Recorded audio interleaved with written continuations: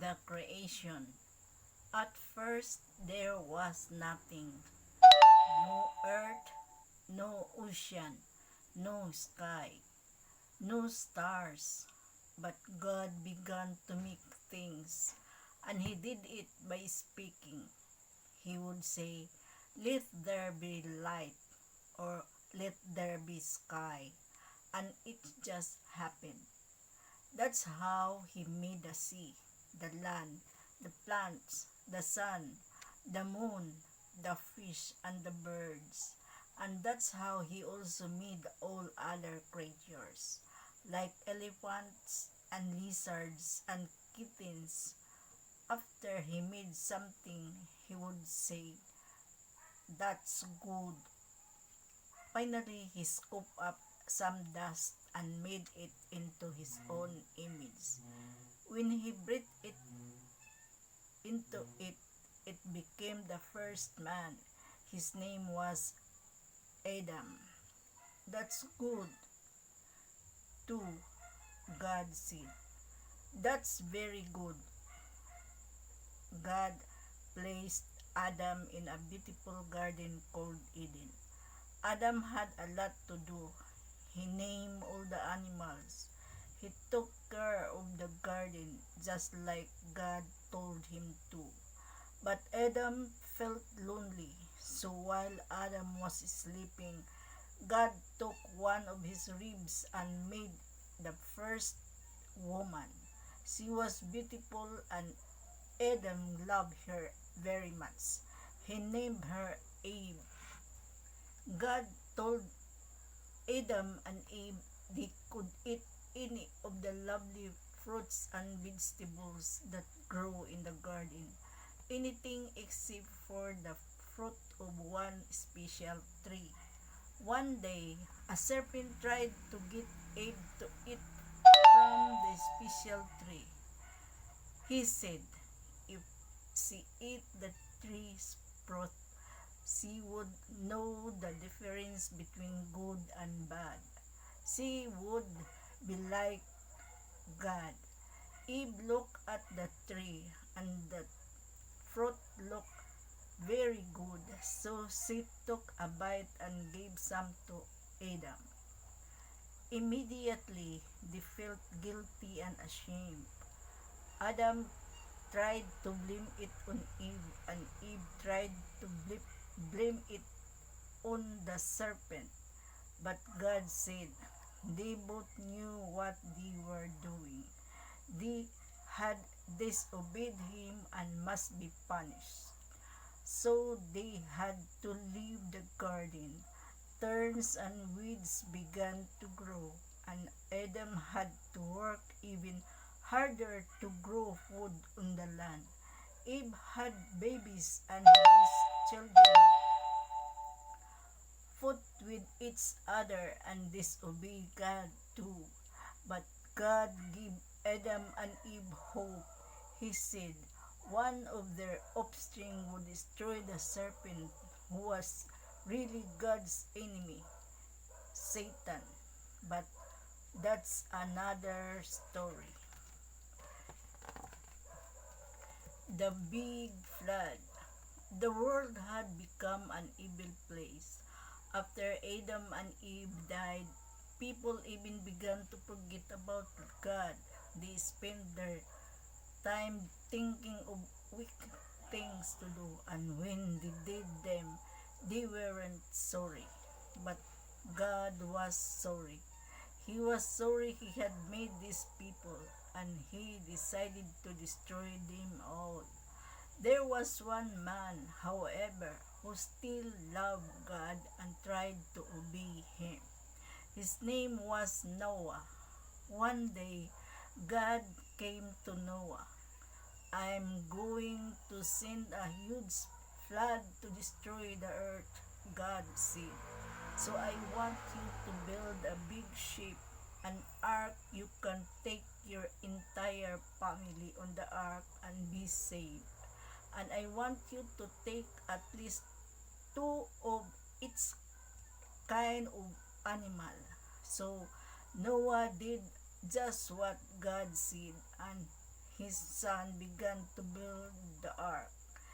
He tried to warn others, but they laughed at him. Finally, the ark was finished. Then the animals came to Noah in pairs. There were chickens and rabbits and giraffes and dogs. There were horses and lions and turtles and butterflies. All of them began to enter the ark. That took a whole week. Then Noah and his family went inside. Closed God closed the door.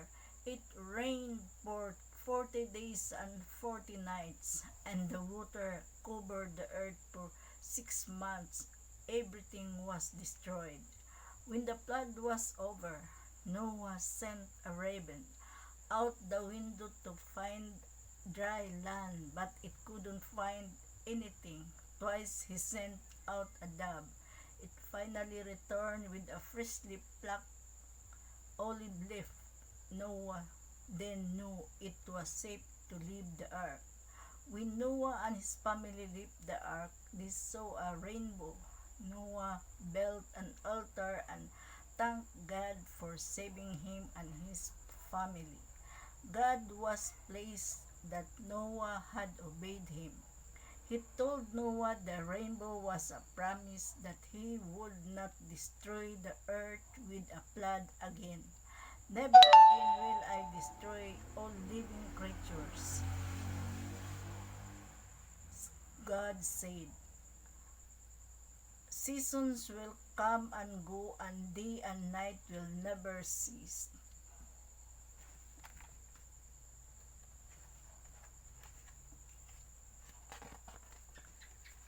Special son. One day, God spoke to a man named Abraham and told him to leave his home. Go to a land I will show you, and I will make you into a great nation.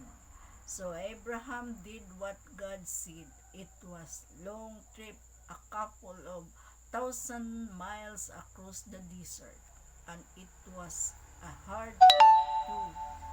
Abraham had to move cattle and servants. He also brought his nephew Lot. They all lived in a tent along the way. Finally, they came to the place where God wanted them to be. After a few problems, like a famine and fight with his nephew, Abraham settled down to wait for God to keep his promise. He wanted to have children so his descendants could become a great nation.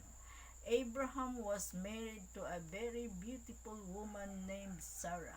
She was so beautiful that as they traveled, two different kings had wanted her to be their wife. But Sarah was not able to have a baby. Abraham and Sarah were worried. Sarah was getting too old to have a baby, and they didn't know how God would give them a child. Sarah suggested that Abraham have a baby with her servant girl, Hagar. He did, and a son named Ismail was born. But this was not what God wanted. God spoke to Abraham again and promised him that he and Sarah would have a son. He even sent some angels to Abraham to tell him. When Sarah laughed at the very idea, she was 90 years old and Abraham was 100, much too old to have a child. But God kept his promise and Sarah had a baby. She named him Isaac, which means laughter, because he made her very happy and because he had laughed when God made his promise. Abraham loved Isaac very much, but several years later, God tested Abraham's love for him by telling Abraham he had to sacrifice the baby. So, Abraham obeyed God just as he had when God told him to leave his home. He gathered some wood and started to build a fire on the altar where sacrifices were made. When God saw what Abraham was doing, as he had been told, he knew Abraham's faith was real. God stopped Abraham just in time and provided another sacrifice, a ram caught in a nearby bush. Isaac had two sons, and one of them, Jacob, had 12 sons. Soon there was a nation. God had kept his promise, just like Abraham knew he would. Lot of trouble.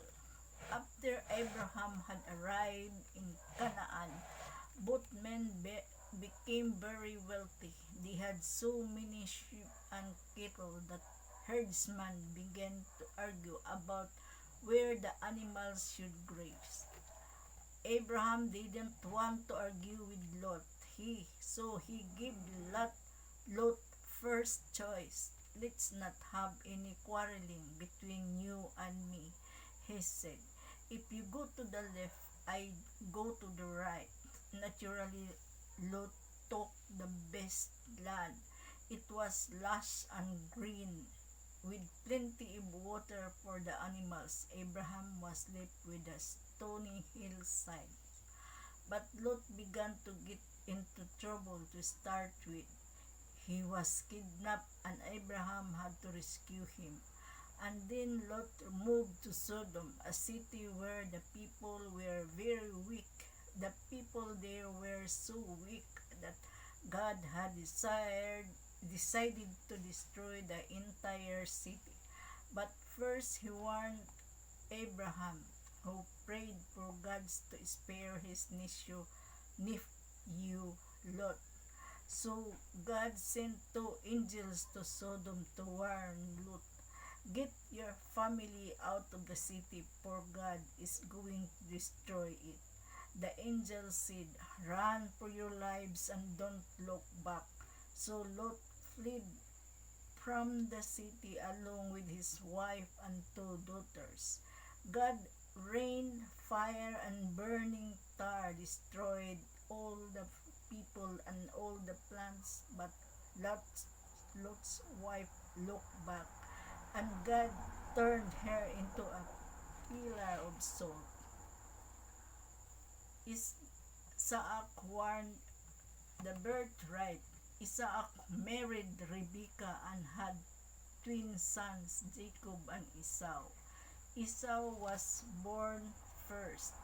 That meant he would receive a special blessing called a birthright. He would get most of his father's land and wealth, and he would be the leader of the family. When he grew up, Esau became a hunter, a rugged man who liked to be outdoors. Jacob, on the other hand, liked to stay around the house and help his mother, Rebekah. And Jacob were very close, but Isaac liked Esau best. One day, Esau came home from the hunt so hungry. He made a serious mistake. Jacob was cooking some stew and Esau wanted some so badly. He traded his birthright to Jacob for a bowl of stew. When Isaac was very old, he called Esau in to give him his blessing. Because Isaac was nearly blind, Rebekah and Jacob were able to trick him into blessing Jacob instead. While Esau was out hunting for deer to make a special meal for his father, Rebekah fixed goat meat to taste like deer meat. She also put a goat skin in Jacob's arm so he would feel hairy like his brother. So Isaac blessed the wrong son. God had important plans for Jacob. However, he would have 12 sons and his family would grow enough to form a whole nation. This is what God had promised his grandfather Abraham.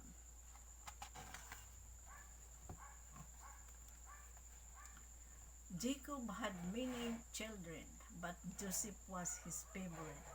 Even though Jacob had 11 other sons, he gave Joseph a beautiful, very special coat. Joseph's brothers didn't like him. They thought he was a tattletale. He had dreams in which his brothers served him and to, bowed to him. One day when Joseph was out in the field helping take care of the goods, his brothers grabbed him and threw him in a deep pit. They were going to leave him there to die, but some slave traders were passing by, going to Egypt, so they took him and sold him instead. Joseph's brothers ripped his coat and dipped it in blood and showed it to their father. Joseph must have been eaten by wild animals, Jacob said. He was very sad. Meanwhile, Joseph became the slave of a wealthy man in Egypt.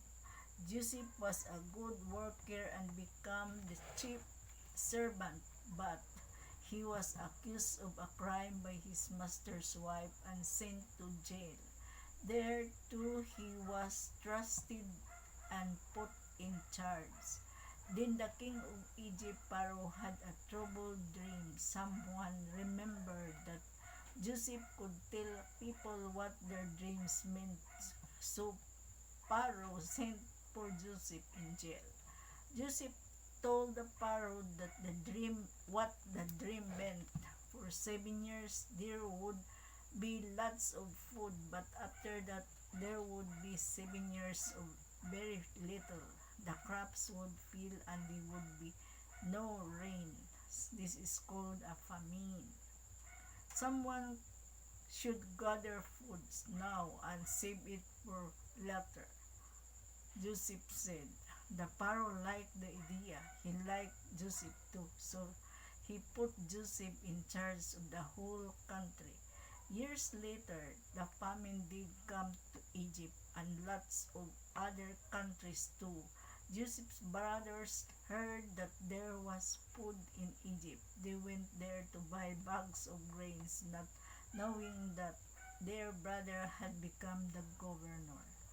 When they met him, they didn't even recognize him. He knew him, though he asked them questions about their father. He sold them food. Then he took one of his brothers prisoner and told the rest of them not to come back without their little brother. They were afraid and didn't want to come back, but they needed food, and finally they returned. And they brought their little brother with them.